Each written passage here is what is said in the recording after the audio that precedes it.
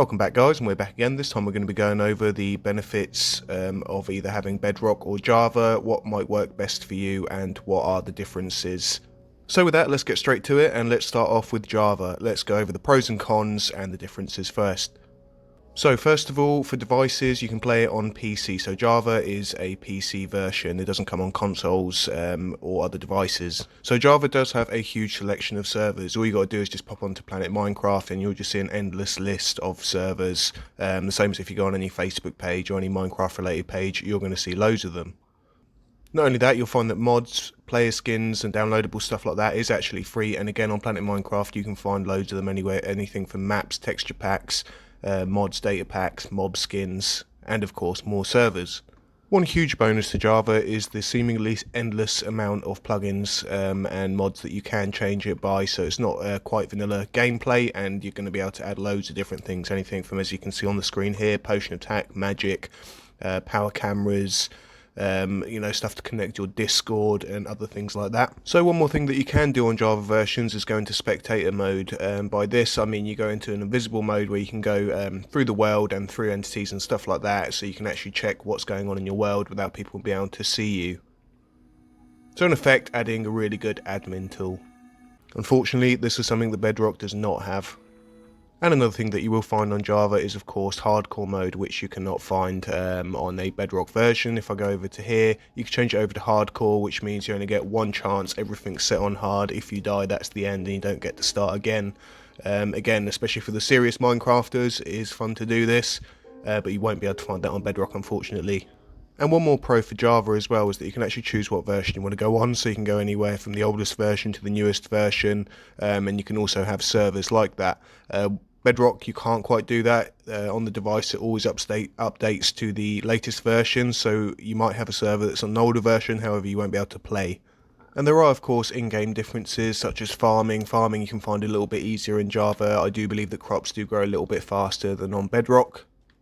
And for you Redstoners, you're going to find that Redstone is actually much easier on Java as well. Not only is it a bit smoother, but it's just easier to connect up certain circuits than it is on Bedrock. Not only that, but the way they've set up the inventory is actually quite handy on Bedrock. Not only that, you can actually save yourself hotbars, so you can put different items that you want in here and save it to hotbar 1, 2, 3, 4 or 5. Java has got a more up-to-date fighting mechanic, of which you need a cooldown, so if you hit people on the first swing of your sword, they're going to get the maximum power. However, if you keep hitting, you're only going to be hitting them with the minimum power of your sword. So the updated combat system really does work well if you are playing with PvP, so you can get different skill sets of players, and obviously the better you are, the more you're going to win at PvP. Not only that, you do have quite a large selection of different Java versions, anything from Craft Bucket, you can have custom jar files which change yourself, you got Forge, Paper, Travel Time, Waterfall, Spigot and other vanilla versions. And you can tailor these to see what sort of plugins you might want on there, anything from your World Protection or Essentials, Grief Protection, World Guard, and all them good sort of things. So if you're into your command blocks, a good thing to know that they do differ between Java and Bedrock. Java do seem to have a larger, more robust amount of options that you can actually do, anything from teams, showing hearts and players, different functions and stuff like that, boss bars, changing advancements, and a lot of other neat little commands that Bedrock just doesn't quite have yet. So in conclusion, for Java, I would probably recommend this for more technical players, people wanting to run large servers, put lots of different mod packs on there, potentially create minigames and much more. Now if we head on over to the Bedrock version of the game, some of the main differences in this is that it's not only run on PC, but it's actually run on multiple devices. These devices include Xbox, Windows 10, Switch, mobile, and now PS4. And the reason to cross-platform like this is to be able to get as many players as possible playing for all different devices all together.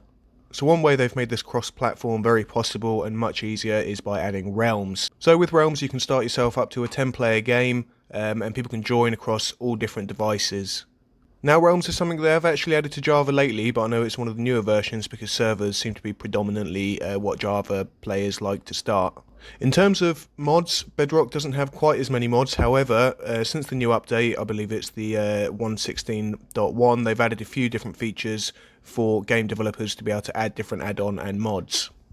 Unfortunately, Bedrock mods don't come as free as they do on Java, but they aren't in the marketplace just here. So if I click onto the marketplace, it's going to open you up and you're going to see a lot of different add-ons, texture packs, and different worlds that you can add onto your server or realm. However, these will cost you money. Minecraft do like to throw out the odd free thing, especially when they're doing experimental stuff or beta versions. They'll put it out for people to play on at first. However, that does not stop you from actually modding it yourself. You can do anything from behavior packs. You can come on here and edit their behaviors. You can add different resources and stuff like that. So it's not end of the world. It's just a little bit harder at the moment just to actually mod Bedrock servers. But it does have a large and growing community, some of which is, let's say, Foxy No Tails on here. He makes lots of add-ons that you can download for free. And they work really well, and they'll go straight onto your Bedrock world. Not only that, just through a few YouTube searches you can find easy ways to actually turn this into a server, because Bedrock does also support Bedrock Edition servers. For Bedrock servers, you have a few options here. You got either a dedicated Bedrock server, which is like the game like you know it. However, you won't be able to download any plugins onto this. Unfortunately, it does not give you the option. However, you can add add-ons or mods. Alternatively, you do have MCPE servers, which is like a Bedrock server, and they work for Bedrock devices. However, it's a much more simplified world. You don't have stuff like villages or villagers spawning, you don't have mobs spawning and other stuff like that.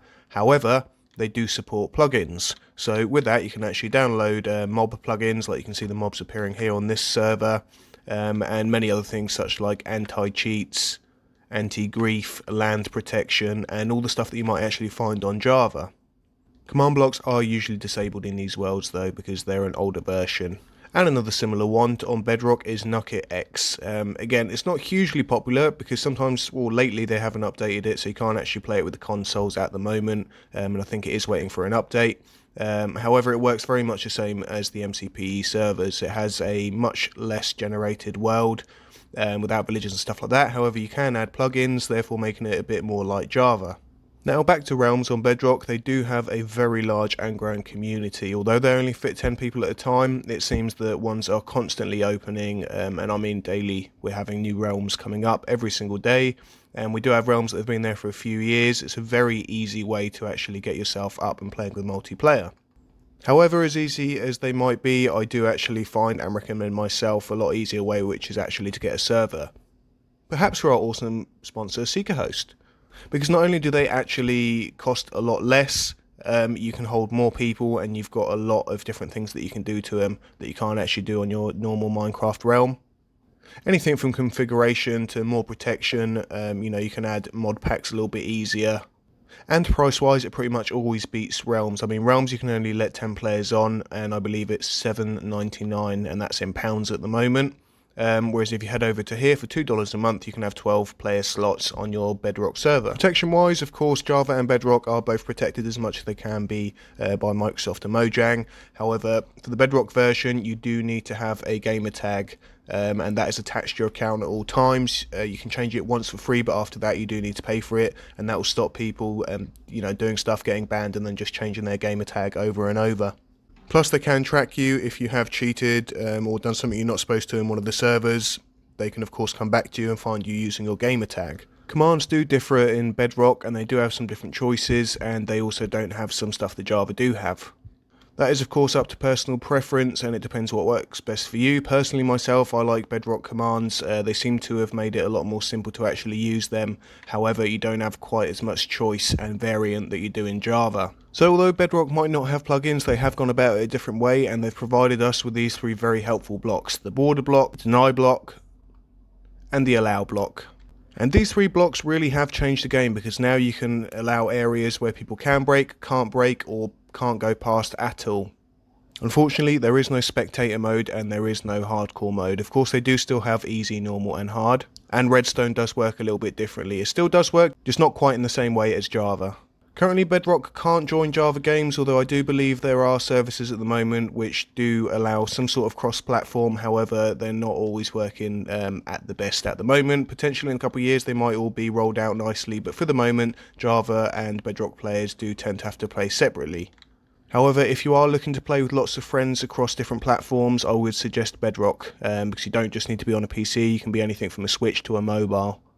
And unfortunately, they do not have the updated combat system, so when you hit, it'll be the same hit every time. So in conclusion, there's no real way to say which one is better. However, what I can suggest is if you're more technical, you like to add mod packs and you like to add large servers, I would suggest Java.